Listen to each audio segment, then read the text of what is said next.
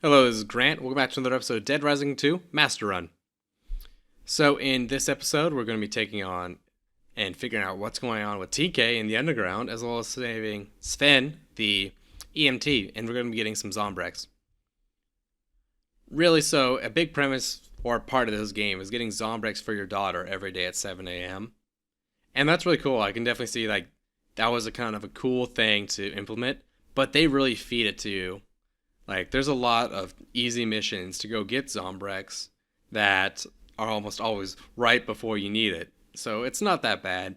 I mean, maybe if you either, dawdle or you don't complete the mission, like Sven at the end here, he will only give it to you if you successfully escort him. So if he dies, maybe because you didn't kill the Leon Bell, the motorcycle psychopath, and he kills Sven, well then, I could see that. But you could also always go buy it in the pawn shops. So it seems like it's not that hard, but it's a cool idea. And I know it's one of its main purposes is it just serves as a way for you to get back to the safe house. I decided to finally grab the shower head on my way out because those were in one. They did the same thing. They caused this fountain of blood from zombies. And in one, you could use it to take a decently scored photo because you would get either horror or novelty. I'm not sure which one. It's a little bit of both. So, and it'll continue to go. I think it eventually kills a zombie, but they'll walk around for a while. It's a pretty funny object, but they're really rare.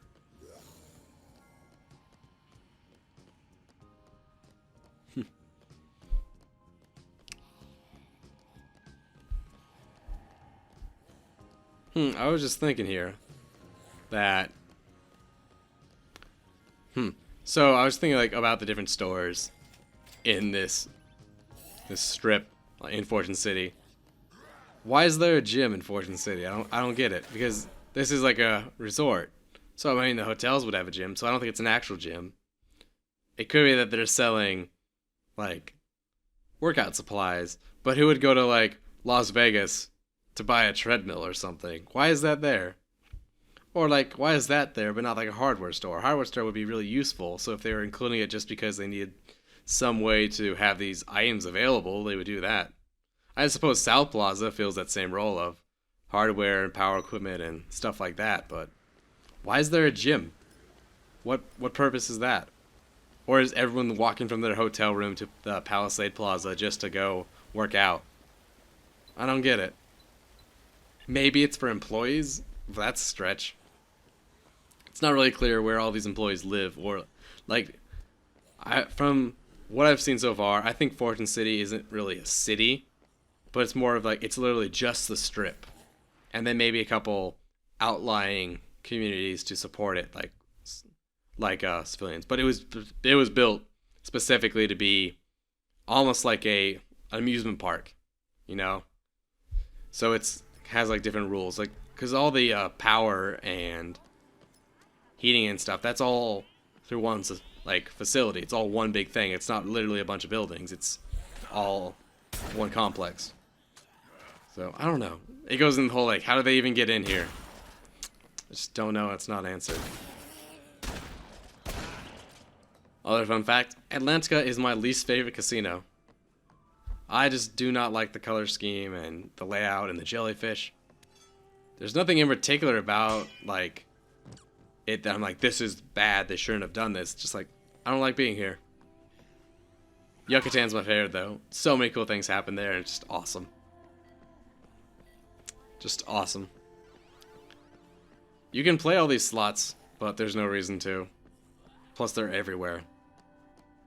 I heard a rumor once that there's slot machines in the safe house, and there was a rumor going around, I think, that one of them was broken and that's why it was in there, and that one had increased chances to let you get money.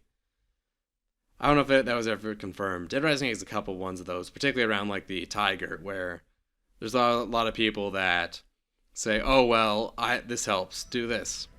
And it always reminds me of back when I was younger and people would play Pokemon, or even still, and everyone had their own little way to improve their chances of catching the Pokemon. Pure superstition. everyone had the, oh well, I always press A B and alternate, and that helps. And this next person, will they press up down, or another person presses A and B at the same time, or they press it in sync with the ball rocking. And inevitably, everyone will tell you, it's like, okay, that person's like, I press A B at the same time, but that person presses up and down. That's silly. That makes no sense. That's completely made up. But mine, no, see, here's all the facts about why my crazy solution and the one anecdote I have completely confirms that Nintendo built this in. So it just reminds me that, like, there's no, as far as I know, there's no confirmed source. Like, there's not, like, a game guide out there that actually, like, states this info as true. It's just something people have made up or kind of think works. I mean, maybe I'm totally being that way. I'm pretty sure that mine's a little bit different, but I mean, I might just totally be eating my own words here, but just from my own testing stuff with, like, making sure Snowball is forced to go away or being too close to the stake. That's not actually anything I've came across on any of the guides, because I wanted to make sure I was giving, like, one of the best ways to capture Snowball, because a lot of people have trouble with it. But I don't know. Do you think I'm being a hypocrite? Tell me below if I'm being a hypocrite. Or tell me what you do to make sure you capture Pokemon. So we're going to be... This is where we kind of set... DK gets set up to be more of a villain. That he's probably behind what's going on here in Fortune City in the outbreak. He was definitely in the game show area, so it could make sense that he set this up. Plus, I mean, just hearing the way he talks, especially in these cutscenes, he is just such a villain.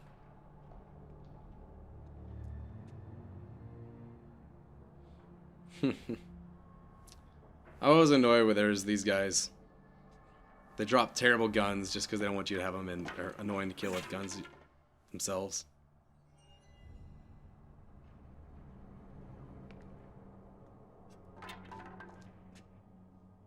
Chucky, you made it out. After that pathetic performance you gave last night, I thought for sure they'd find you lying dead with a load in your shorts. Show Chucky how to game. As he says, like, he would hope that Chuck would just die in the outbreak and then he wouldn't have to deal with it. Because he makes a really good frame target, because, oh yeah, his wife died in another outbreak and he was part of this, like, group that protects zombies that no one likes, and he's always been a drifter ever since his wife died. So they probably thought, oh yeah, he'll be an easy target. So our goal here is to use the jump attack of Battle Axe, which should one-shot these guys. I guess not. Probably the best weapon is the Defiler. Defiler will one-shot these guys with the jump attack, which it makes... I have one. Awesome. It makes it very nice and clean. They drop the Mercenary Assault Rifles, which have like 30 shots, and they're very low damage. They're certainly terrible to use against these guys, but, I mean, if you need a gun, it's not bad to have one around. They probably just do that for balance reasons, like if they're all dropping light machine guns, well, they don't want players to have that all that easily. I think the premise of why they only have 30 shots is just that, oh, it's only what's left in that magazine. And also, what is this guy doing? He's just charging straight at the wall. Like, there's no other exits here. What is he doing with a motorcycle? I don't get it. Why does he even have a motorcycle? I mean, for gameplay reasons, because Chuck is a motocross star, and it would make sense that he has a motorcycle. But why does that guy just happen to have that? What was his plan when he was charging at that gate? Maybe he was one of the guys you knocked out before and has like a concussion and doesn't know what's going on. I have no idea. Anyway, so now our goal here is we're going to go jump onto the train using some ramps and the motorcycle. You cannot get on it through this first little cycle, because by the time you hit the first ramp, the train will have already sped up. I think there's some logic to what controls the train speed. Like, it seems to be fastest on curves for some reason and slower on straightaways. Usually I can get on by now, because at this point I've done this several times. Just stick on the inner part of the circle and jump when you have a ramp. It can be really finicky. And for the most part, they'll throw stuff at you, but unless they throw those flaming propane tanks, it's not going to matter. I think I do have one where I get completely denied on this next time I jump up onto it. Like, I think, oh yeah, I got this, and then it's like, nah. They all blend together. You can actually don't necessarily have to literally jump. You can kind of ride onto it if you have high enough air. And I think it's definitely where if you get too far behind, the train will slow down a little bit, and other times, denied. And other times, if you stick too close to it for too long, it'll speed up like that, like it did just there. I guess it slows down when it needs to change tracks.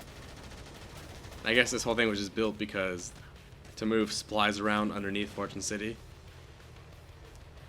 I don't know. I try to look cool and do like cross jump and can't do it. Usually this section goes pretty well. You have plenty of time. In fact, I don't know if it ever actually like ends, to my knowledge. You could probably just keep going around in a circle for as long as you need. The only issue is obviously like the actual case ending. But we should be getting here where we actually get on, I think, on this one coming up. Come on. I think I kind of slipped in just under the radar there. It looks like I was about to get thrown off, but it was enough to trigger the cutscene. These guys are pretty ineffectual. They have two guns and the dude just climbing on his back. Especially if they've been told they can kill him. I guess they're just like really taken aback. Or maybe it's their first day on the job. Just chuckle his badass one-liners. You have to fight these guys all throughout the game. They're not too bad. Really, the worst thing about them is how they stop you when they shoot you. And it's just frustrating when there's several. Like there, it's like, oh, about to kill you. Oh, no, he got one bullet off and reset your animation. So. You actually do not need to kill these guys, if I recall. As long as you make it to the end of the train, you're fine. Now, I mean, what you gonna do, though? Like, we might as well kill them on the way. Personally, I think it'd be really cool. Like, there's those slot machines. Since you can only come here once, it'd be nice if, like, those slot machines had really good odds or something. Since you're forced to leave here eventually, but maybe in that one time it'd be cool to ring it a little bit. So, yeah. If you don't make it to the front of the train by the time the scoop ends, TK detaches it, and you lose him. I think that's a little eh. I feel like it would not end the stories. It just would have to take a different branch. What the hell are you up to, TK? Just enjoying the land of opportunity, Chucky. You framed me. That footage was fake. Don't be such a downer, baby. I made you famous. I'm not playing your games, TK. You're coming with me, and you're gonna tell the whole world that I didn't do this. I gotta say, Chuck does have balls. Just charging in all of this. What a guy.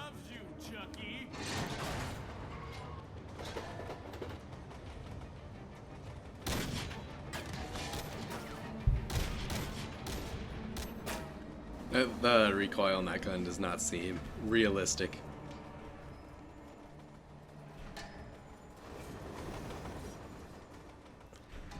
Overall, I'd say that the Dead Rising team is pretty much usually a stickler for detail, because at least in their environments, they have put a lot of work into like such small little things. And then they have stuff like that where it's just like, what's the logic? Chuck. What is it? Are you all right? Yeah, I'm fine. What's going See, I don't get what crucial info that provided that you wouldn't get just by getting on the train at all. But if you don't, you fail, so who knows? Maybe just by forcing him to leave the train behind, you did something. Chuck, that's gonna have to wait. Katie is going to need more Zombrex soon. Okay. Thanks. So here's a big tip if you're following along. So Katie's going to need Zombrex soon. It's actually going to leave us in a very important area where we're going to go and hop on one of those little orange carts. And if you just go and move to the left, you'll be able to get to one of the just Zombrex lying around down here. We also get the maintenance tunnel key, but it doesn't really help you out at all.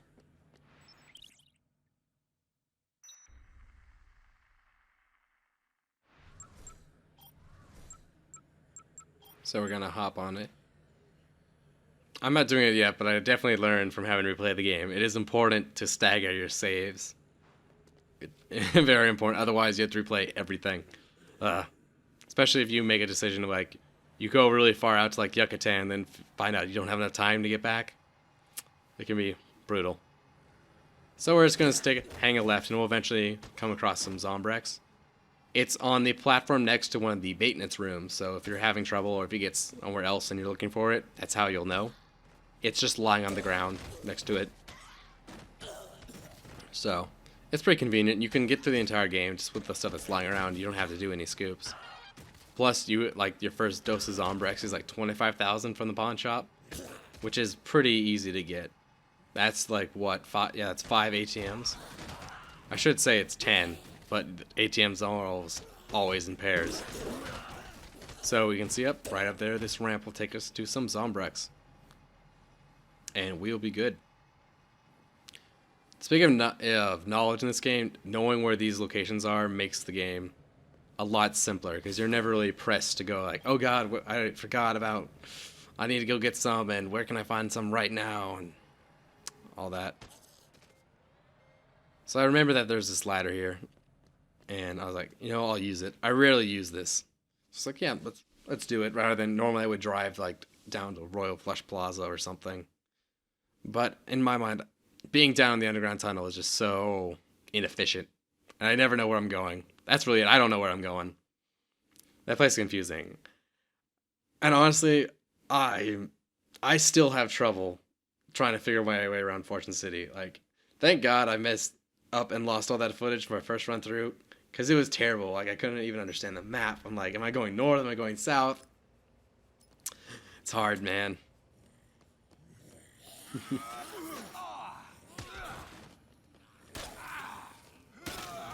So the outdoor area, Silver Strip, Portion Park, and all that. Oh, you can buy snacks from the snack machine, which is really cool, or you can break them for money, but it's rarely worth doing that. So there's all these little like hidden areas in the outside portions of the game, and they're used for the sniper psychopaths who are they're perched on tops of buildings. So you can actually get at them if you can find a ladder up to where they are. And they're just in alleys or back areas. So we'll be covering that when we go fight them.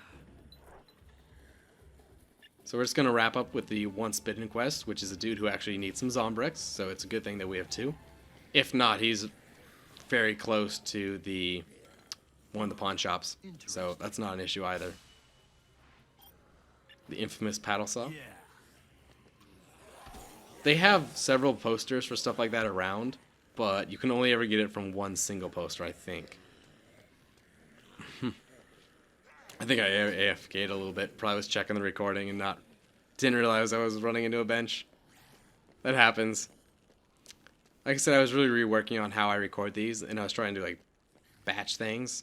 Particularly, and I can go in, let me know if you want me to go into the actual issue I was trying to fix with like my setup. But I wanted to make sure the recording wasn't dropping frames, so I was kind of checking it and pushing it to see like what can I do while still recording on my PC. And just finding a nice little sweet spot, like how high of a definition do I want recording, like how high I want to push the bitrate, or should I drop it down to 720p and always have it work, but then I can't do 1080. It was a huge learning process going through and fixing all that, and I can go into it if you really want to hear the details or if you have advice of your own, but unfortunately, unless there's a survivor that requests that info, it's not really pertinent to Dead Rising. Alright, there we go. We got code blue. This is the one where you get Sven, which, like I said, you're going to need Zombrex, and here they are. They're going to provide it for you like a couple hours before you need it. And he's a really easy escort, too. Plus, there's a leadership magazine right next to him. So that's where we're headed. So back out to Fortune Park. There's a lot of times where, to be efficient, I'll go to an area where I know something's going to happen and just pop out for a few minutes, wait, oh hey, there's the call, go right back in. So, time management was harder in this game, I think, overall. Like in 1, Like day 2 was very tough to do everything, but it was really only this like one little window where you were struggling. Whereas this, it kind of all over. It's full of time crunches, particularly the tape it or die team, and we'll cover that when we get to them. But they are specifically set up to screw with you, and they are very hard and inconsistent. And by far, what I was most afraid with to handle on the run, because it's just they're specifically designed to mess with you, in my mind.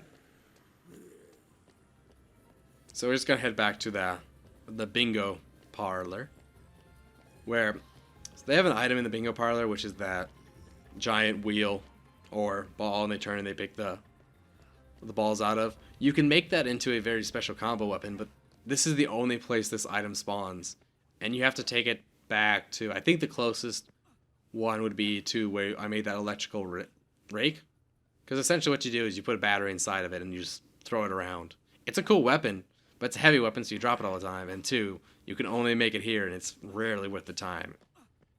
Really, you would just do it for the achievement to build every single combo weapon.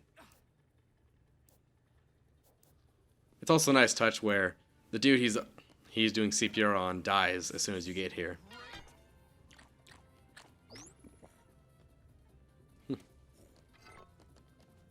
So this guy's pretty useful. He gives you Zombrex later on too if you bring him vodka. Man, at least he's trying. Look at him go. Sometimes I like to just watch, because survivors can be not that bright. They're better than 1 by far. AI is better. They listen better. It's easier to work with them. Also, just the fact that you don't have to take care of them is so much better for you. I love it. So now we're gonna head back and go get the once bitten, who is a guy who needs Zombrex. So hey, it works out. All right, and then on our way back, we're gonna hit up the chef and save 2 more survivors for our lovely little party. Hopefully it's a good fight. Chef has always given me some big trouble, but I like to think this fight went pretty well. Thanks for watching. If you want to see more, check out one of the links below. Till next time, don't take your zombie safety for granted.